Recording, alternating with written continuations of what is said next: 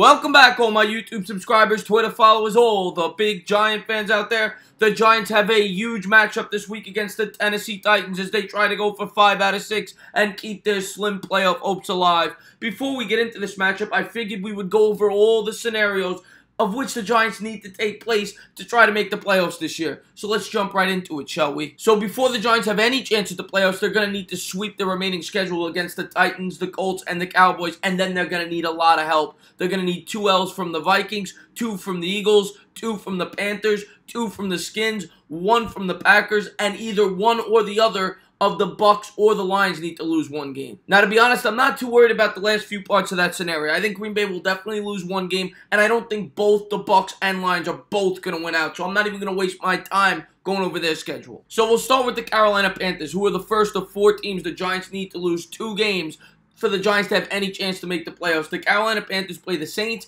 the Falcons, and then they play the Saints again the last week of the season. Next up, we got the Philadelphia Eagles, who play the Rams, the Texans, and then they end the season with the Redskins. Then we got the banged-up Redskins, who go on the road to face both the Jaguars and Titans before ending the season against the Eagles. And then last but not least, the Minnesota Vikings play the Dolphins, the Lions, and then the Bears to close out the season. So there you have it, guys. Am I going to lie to you and tell you that the Giants have this great chance to make the playoffs? No. But if I would have told you 3 weeks ago that we would have any chance with 3 weeks to play to make the playoffs, you would have called me crazy. So the Giants can only do what they can control, which is go out there and win out, and it starts this week against the Titans. Since the bye, the Giants have been a completely different football team in all 3 facets. The offenses look sharp, the defenses look terrific, and they've been very good on special teams. A big reason for the offense's success has been Jamon Brown, which has allowed the Giants to get back to their roots and pound the football, and it's allowed Eli to be a much more efficient quarterback. Over the last 5 games since the bye, Eli has 10 touchdowns and only 2 interceptions. The defense has been out of this world as they've come up with 3 defensive touchdowns since the bye and 13 sacks in their last 3 games. And with the addition of Corey Coleman, the special teams has also taken a huge step forward as he continues to drive and thrive in the kick return game.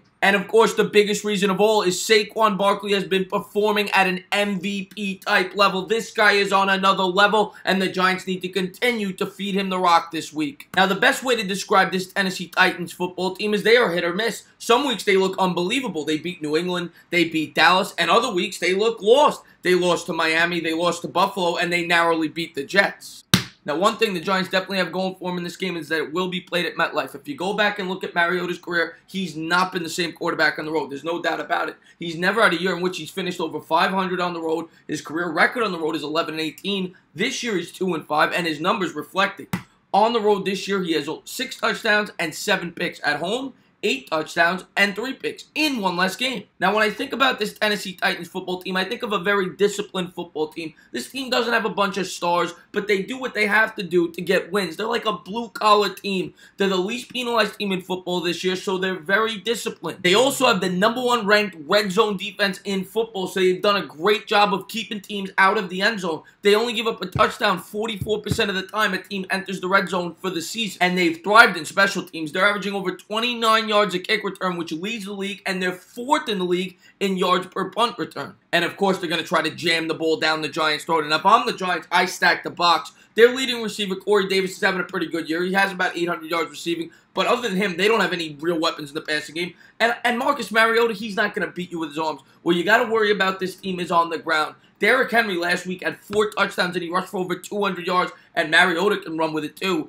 The Giants have to stay disciplined on the RPO, something they've struggled with this year. We saw it early in the year against the Jaguars with Bortles, with Prescott, with the backup quarterback from the Saints. The Giants have to stay disciplined with the RPO, and they have to get pressure on the quarterback. What the Titans try to do is get out to an early lead and control the clock. That is what they do. They run the ball the 2nd most in football, nearly 48% of the time. It is going to be imperative for the Giants to come out and score first in this game and hold the lead at halftime. Because if they can do that, if they can make Mariota have to throw, I don't think he's going to be able to do it. I think this Giants team will get home. This year, Mariota has been sacked nearly 11% of the time when he drops back to pass, which leads the league, and it's the highest percentage since 2014. With the way the Giants have been getting after the quarterback the last 3 weeks, 13 sacks in their last 3 games, there is no reason to think that they can't get at least 3 or 4 sacks in this game. And when they do, I think they're going to be able to cause some fumbles. This year, Mariota has put the ball on the ground 9 times. I think he's only lost 2, but he's fumbled the ball 9 times. So there's going to be opportunities for turnovers if the Giants could get after the quarterback and try to strip the ball. Now, on the offensive side of the football, I don't think it's going to be easy for the Giants. I'm not going to tell you it is. The Titans have surrendered the 4th fewest points in football this year.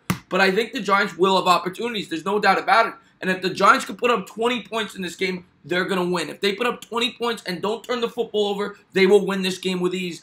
The Titans this year, when a team scores 20 points, they are 2-5. And on offense, do what's been working. Continue to pound the rock to Barkley. Do not abandon the run. One thing I will say in this game specifically, because of how strong the Tennessee red zone offense is, I may try to hit some big passes around the 30 or 40-yard line. They have surrendered, I think, 8 touchdowns over 30 yards this year. So I think there will be some chances to hit Beckham if he plays in this game over the top. And if not him, maybe Ingram, Shepard, whoever it is. But I do want to see the Giants take some shots around that 30-yard line area. But that's it, guys. If the Giants continue to do what they've been doing, which is mistake-free football, getting after the quarterback, and giving the ball to Barkley 20 times a game, they will win this game with ease. I'm telling you right now. Now, I don't expect a blowout in this game because of the way that the Titans play. They try to slow down the pace of play, and I think they may be able to do that somewhat. The Giants have to remain disciplined with that RPO. That is the biggest key on defense. If they could do these things, there is no reason to think that the Giants can't win this game by double digits. And the way the Giants have been playing, I'm going to pick them to win by double digits. I got it Giants 24, Titans 14. Before I go, I just want to announce I'm going to be doing my second draft preview video. It'll be on the offensive tackle Greg Little from Ole Miss. So I'm really looking forward to that. Also, of course, I'm going to be live streaming the game this Sunday. For the pregame show, I'm going to have Kid Blue on, so I'm really looking forward to that. If you liked what you watched, please subscribe, drop a comment, maybe give the entertainer a little thumbs up. Let's talk about how we can continue this win streak. Let's talk about how we're going to beat the Tennessee Titans. As always, cheers.